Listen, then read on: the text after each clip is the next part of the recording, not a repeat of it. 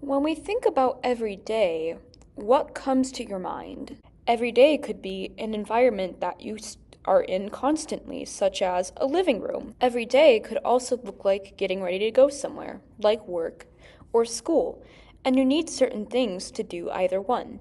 It could also look like bothering your sibling, which I do on a constant daily basis. Life in general is full of these little moments that are often overlooked. With these thoughts in mind, we now will think about what would the everyday look like if it was in art? Or what would it be like if your everyday was compiled into one image? A good example of this is Alberto Aguilar's Yo Soy Museo.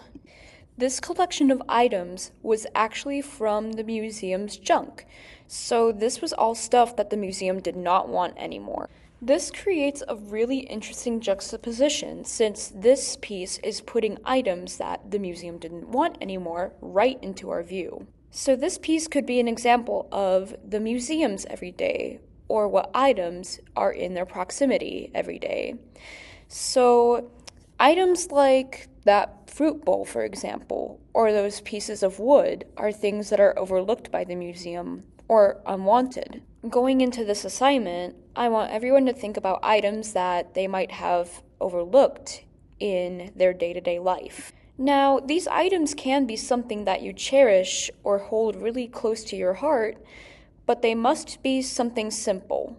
Switching topics, let's talk about composition for our still life project. Hello everyone! So I gathered some materials with my everyday, like lotion for example. I have lip gloss, and then some perfume. This one's my favorite, by the way. It is very yummy. Yippee! And I have a scrunchie. So these are materials that are in my everyday. This is an example of a bad composition. Just look at how boring this is. You don't have anything in the middle, and in general, it just looks very flat. There's no depth to this. Here I added my lip gloss, as we can see here, but still nothing in the middle to connect it, and in general, very unbalanced, so bad.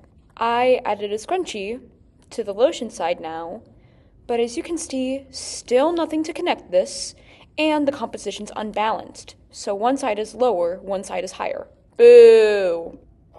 As you can see, I moved everything closer together. The lip gloss is now on the lotion side to balance the composition, along with the scrunchie being in the middle to connect the two sides. This is good composition. You can add more items to your piece.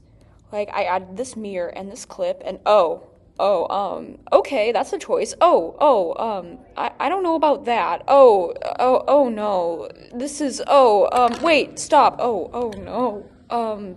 Okay. Now, we've made it way too crowded. This is an example of a piece that might cause too much clutter. See how detailed this is?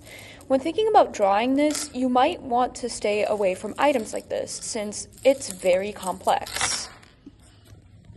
So, this might be a more complex piece, for example, but it's simple enough to still do something with in our composition here. So, I am starting to lay it down and draping it over some materials so that it still creates a nice balance and connects everything in my composition. Now, this figure on the side of my composition that you can't even see is kind of a part of my everyday, but not exactly. So with things like these, with a face, you would want to position it at an angle instead of straight forward because it starts to look a little oh my god!